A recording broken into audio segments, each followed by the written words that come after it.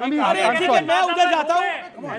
मेरी हर डिबेट अमीश के हर शो में ऐसी डिबेट छोड़ के भाग जाएंगे, आप डिबेट छोड़ के भागेंगे। दोस्तों अगर मैं डिबेट छोड़ के भाग रहा हूँ, अगर आपको अच्छा लगता है मैं समझ चाहता हूँ, पर मैं डिबेट छोड़ के भाग रहे, बताइए गाजा पे आपका स्टैंड अभी बोल रहे थे, मैं बोलूँ या ये बोले? आप क्या चाहते हैं बताइए। एक सेकंड और साइलेंस शहजाद, एक सेकंड। मैं निवेदन करता हूँ आप भी शांत बैठिए। ये आज की नहीं है, ये हर डिबेट में मेरे साथ ऐसा होता है। अमीश जी अगर ये नहीं रुकेगा तो मैं नहीं कर पाऊंगा। मैंने बहुत संयम दिखाया स्वामी जी, आपको ब्लैकमेलिंग करके डिबेट नहीं होगा। अच्छा आप सबसे ज्यादा बोले। हाँ एक सेकंड ओके, शहजाद मैदान छोड़ के भाग भी यही रहे, सबसे ज्यादा बोले और सब मैदान छोड़ के भाग भी यही रहे। ओके स्वामी दीपांकर, जो बातें हो रही हैं उसको लेकर आप क्या कहना चाहते हैं, जो बार बार आरोप लग रहे हैं? मैं समझता हूं कि अधिकांश, देखिए आरोप लगाना आसान है क्योंकि झेलना नहीं पड़ता। दिल्ली एनसीआर जैसे मस्त जगह पर बैठे हैं, यहाँ कोई दिक्कत ही नहीं है, तो जो मर्जी आरोप लगाइए। और दिल्ली के ऐसी कमरों से बाहर की हकीकत दिखती भी नहीं है अमीश भाई। सच बात यह भी है, कैराना में क्या हुआ था आपसे पहले पलायन को लेकर के? कश्मीर जैसे हालात किसी से छिपे हैं? कभी किसी से छिपे नहीं है। रोचक क्या है जानते हैं? कुछ हमारे ही भाई बंधु हमारे ही समाज के विरुद्ध खड़े होकर एक ऐसी विचारधारा का समर्थन करते हैं जो भविष्य में इन्हें भी लील जाएगी, इन्हें भी नहीं छोड़ेगी। मगर उसके बावजूद दादा बोलने डरिए मत, बोलने दीजिए। ये डरा रहे हैं, ये रोचक, ये सोचिए विचार, ये चलेगा नहीं। उसे नहीं बोलने दे रहे, मुझे नहीं बोलने दे रहे। और सुनिए आप, अगर आज मुझे नहीं बोलने दे रहे, ये कल तुम्हें बोलने देंगे? नहीं। क्या मूर्खता कर रहे हैं बार बार? सदियों तक इन्होंने भगवान का डर दिखाया और मैं ईश्वर है उससे डरो। और सुनिए, ईश्वर का एजेंट मैं। बोलने दीजिए। एक सेकंड शांत नहीं भाई साहब, चाइना के भी एजेंट तुम, चाइना के भी एजेंट तुम, स्टालिन का चश्मा लगाकर देखने वाले। मैं कम से कम भगवान का एजेंट नहीं हूं। भगवान को बताइए, ये तरीका जायज नहीं है। इनसे इतना कहिए, सुनिए छोड़ दीजिए, मैं तुमसे हाथ फैलाकर कह रहा हूं एक हो जाइए। ये विचार तुम्हें, मैं हाथ जोड़ के कह रहा हूं इनकी सुनना मत। ये विचार तुम्हें मार देगा। ये क्या तरीका सर?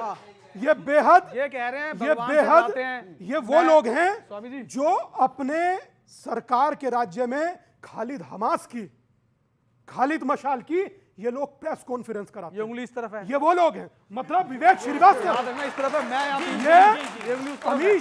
अमीश, ये वो लोग हैं जब भारत की सेना को जरूरत पड़ी तो ये कहते हैं भारत की सेना को खून नहीं देंगे। मैं इनकी ठीक बात है, से ये वो लोग हैं। एक सेकंड ताली बजाओ भाई। I'm clapping for you, Shahzad. भूल गए थे यहाँ पे ना। सवाल एक शहजाद से किसका सवाल है? शहजाद पूरा वाला से सवाल है, ठीक है। सवाल तो पूछेंगे, जवाब देंगे हाँ, नहीं। पिछला वाला सवाल का जवाब तो देने देंगे दीजिए। भाई, देंगे। मेरा सवाल आपसे है कि एक रहेंगे नेक रहेंगे, तो ये सबके लिए क्यों नहीं है, सिर्फ एक जात या एक धर्म के लिए क्यों है? जी अच्छा सवाल है। अच्छा, अब मैं जवाब दूं? जी। ये किसने बोला कि इसमें से कोई एक्सक्लूडेड है?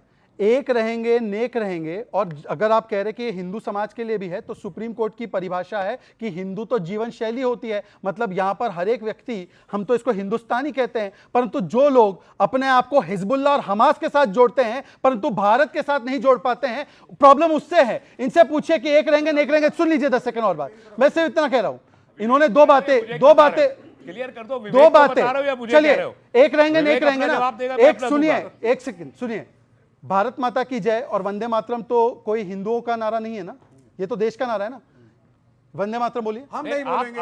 वंदे मातरम बोलिए। हम नहीं अरे बोलेंगे। आप होते कौन ये है? एक नहीं लेना चाहते, आप सवाल मुझसे पूछ रहे हैं, आप मुझसे सवाल पूछ रहे हैं। एक वंदे मातरम बड़ी नहीं खबर, बोलते। एक बड़ी खबर। भारत माता की जय नहीं बोलते। अच्छा, एक बड़ी खबर है। योगी आदित्यनाथ ने समाजवादी पार्टी पर एक बड़ा हमला बोला है।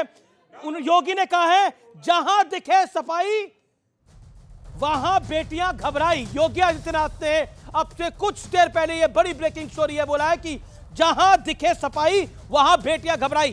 क्या बोला है योगी आदित्यनाथ ने, आइए सुन लेते हैं। आज मैं कह सकता हूं कि जहां दिखे सफाई वहां बिटिया घबराई। आपने देखा होगा उनके कारनामों को, अयोध्या में नजारा आपने देखा होगा, कन्नौज में देखा होगा। ये नया ब्रांड है समाजवादी पार्टी का। ये नया ब्रांड है आपका कि जहां दिखे सफाई वहां बेटियां घबराई। उससे पहले मायावती ने कहा था चरगुंडन की छाती पर मोहर लगा हाथी पर। बड़े डरे हुए मुख्यमंत्री लग रहे हैं। इनको ये नहीं पता है अभी कि सबसे ज्यादा उत्तर प्रदेश में, एनसीआरबी की रिपोर्ट है कि सबसे ज्यादा महिलाओं का अपराध उत्तर प्रदेश में हो रहा है जी। 2 बार से इनकी सरकार है। एनसीआरबी का डेटा उत्तर प्रदेश में हम समाजवादी पार्टी नहीं दे रही है। और किसकी बात कर रहे हैं? समाजवादी पार्टी के लोगों के लिए। इन्होंने अभी बात करी उसके लिए कि हम तो फर्क करते ही नहीं है। तो माननीय प्रधानमंत्री जी मंगलसूत्र की बात किसके लिए कर रहे थे? ठीक है, आज- ठीक आज है। एक और बात, जी, जी, मंगलसूत्र कपड़ों से पहचानने की बात किससे कर रहे थे? ये तो सबको एक लेके चल रहे थे। तो और आज मंगलसूत्र बहन बेटियां क्यों नहीं पहन पा रही हैं? सोने का भाव क्या है? बहनों से पूछिए। 80,000, चांदी 1 लाख का भाव हो चुका है चांदी का। मंगलसूत्र किसने छीन लिया? इस भाजपा सरकार ने। और आप कह रहे हैं कि बांटने की बात ना हमने जी जी जी जी अब मैंने ठीक है, आपने ओके 45 सेकंड बात सुनी, एक जी, भी बार जी, नहीं बोला, जी, अब जी, बात रखूं। जी, जी। मुझे बताइए, बॉयज विल बी बॉयज किसने कहा था कि बलात्कारियों से तो गलती हो जाती है, बॉयज है उनको माफ कर दिया जाए? ये मुलायम सिंह यादव का statement. Gayatri Prajapati POCSO act में कन्विक्ट हुआ तो उसकी बीवी को टिकट दिया और गायत्री प्रजापति के लिए कैंपेनिंग की। अबू आजमी से लेकर आजम खान, जिसने जया प्रदा और रमा देवी जो पिछड़े वर्ग से आती है उनके बारे में अशोभनीय टिप्पणी की थी। और अभी भी इनका गठबंधन क्या है? उद्धव ठाकरे की पार्टी के एक व्यक्ति अरविंद सावंत बोलते हैं इंपोर्टेड माल, एक बोलता है इरफान अंसारी सीता सोरेन आदिवासी बेटी को बोलता है रिजेक्टेड माल। अभी किसी ने बोला है उनके पार्टी से, इनके अलायंस से, कि बकरी है क्या? संजय राउत के भाई ने बोला है बकरी है महिला को। और मैं इनसे आखिरी सिर्फ इतना पूछना चाहता हूं कि बताइए ना, नवाब यादव कौन है?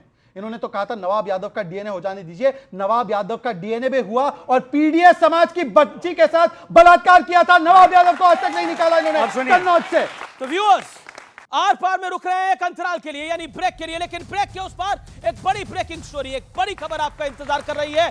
आप देख रहे हैं प्राइम टाइम का, देश का नंबर 1 प्राइम टाइम कार्यक्रम आर पार। ब्रेक के बाद मेरे युवा मित्र पूछेंगे सवाल। देखते रहिए आर पार न्यूज़ 18 इंडिया पर।